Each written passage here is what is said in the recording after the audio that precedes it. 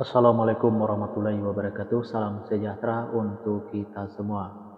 Bagi yang menonton video ini dimanapun berada, mungkin pernah mendengar, tahu dengan primbon atau larau. Kalau pernah mendengar atau tahu dengan yang namanya primbon atau larau ini, apakah penonton tahu apa arti dan maksud atau tujuan dari primbon atau larau ini? Arti dan maksud atau tujuan dari primbon atau larau ini adalah memberitahu permasalahan yang ada di dalam rumah tangga pasangan suami istri. Salah satu di antaranya saya akan memberitahu bagaimana cara menghadapi atau mengatasi permasalahan yang ada di dalam rumah tangga pasangan suami istri kalau nama awal suaminya Y dan kalau nama awal istrinya T. Dan saya juga akan memberitahu bagaimana karakter atau sifat anak pasangan suami istri kalau nama awal suaminya Y dan kalau nama awal istrinya T ini, dan bagaimana juga cara mendidik anak pasangan suami istri ini dan cara menghindari pertengkaran antara pasangan suami istri ini dan usaha pasangan suami istri ini. Nah, tonton video ini sampai selesai. Sebelum saya melanjutkan video ini, saya informasikan bagi yang menonton video ini mungkin ada yang ingin berusaha dan ingin usahanya berkembang, maju, dan sukses. Silakan hubungi saya, insya Allah akan saya bantu untuk membuatkan nama usahanya atau nama toko dan kiosnya yang cocok dengan nama pasangan suami istrinya. Insya Allah usahanya pasti berkembang, maju, dan sukses. Nomor WA saya ada di profil.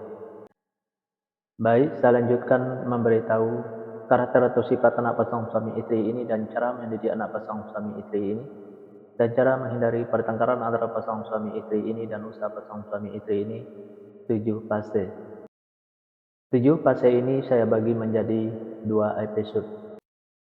Fase pertama atau episode pertama pasangan suami istri ini kalau punya anak pasangan suami istri ini anaknya laki-laki, kalau seandainya anaknya perempuan, anaknya pemberani, pintar, dan cerdas. Karakter atau sifat anak pasangan suami istri ini seperti pemimpin, baik anaknya perempuan atau laki-laki. Mendidik anak pasangan suami istri ini tak perlu marah-marah apalagi sampai naik darah. Cukup dengan logika dan masuk akal saja. Insya Allah apa yang disampaikan anaknya akan menerima, baik anaknya perempuan atau laki-laki. Pasangan suami istri ini penuh dengan tantangan. Kenapa saya bilang pasangan suami istri ini penuh dengan tantangan? Karena pasangan suami istri ini apa yang diusahakan selalu susah untuk berkembang, maju, dan sukses, dan apa yang direncanakan selalu susah untuk terlaksana, dan apa yang dicita-citakan selalu susah untuk tercapai.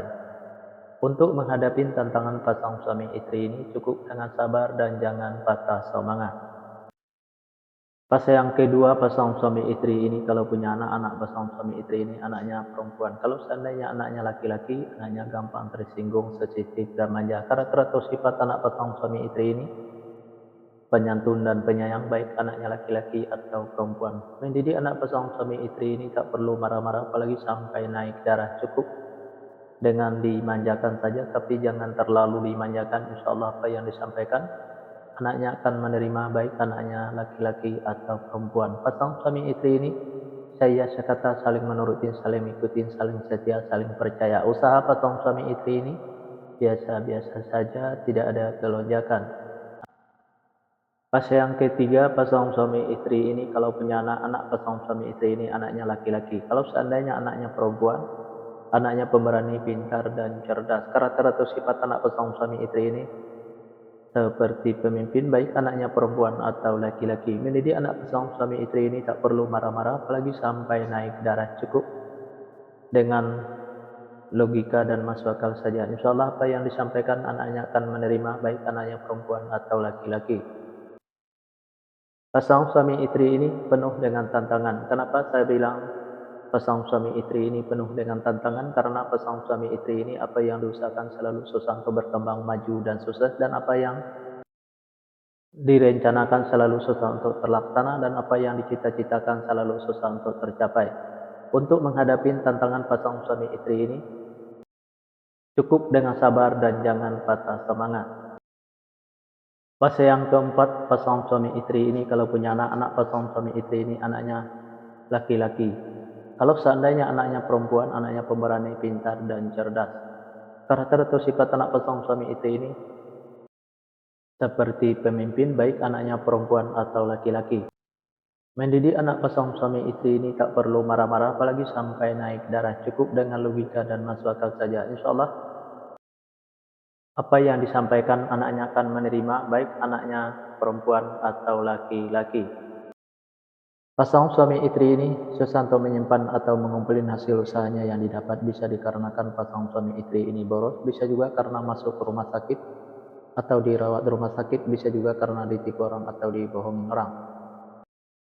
Biar hasil usahanya bisa tersimpan atau terkumpul, jangan ikutin keborosannya, baik keborosan suaminya maupun keborosan istrinya, biar tidak masuk ke rumah sakit atau dirawat di rumah sakit. Jaga kebersihannya dan jaga makanannya biar tidak ditipu orang atau dibohongin orang. Tingkatkan kehati-hatiannya. Usaha pasangan suami istri ini selalu berhasil. Di episode yang pertama ini, yang menonton video ini mungkin ingin tahu fase selanjutnya, silahkan tonton videonya di episode yang kedua.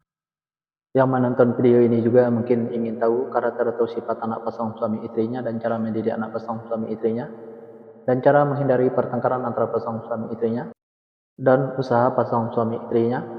Nah, tulis saja di kolom komentar nama lengkapnya dan nama lengkap pasangannya, insya Allah akan saya jawab dengan video. Nah, hanya itu yang bisa saya sampaikan. Mohon maaf kalau ada kata-kata yang salah. Yang salah itu pasti dari saya, yang benar dari Allah. Pertama saya mulai dengan Assalamualaikum, sekarang sesudahi wabillahi taufik wal hidayah. Assalamualaikum warahmatullahi wabarakatuh. Salam sejahtera untuk kita semua.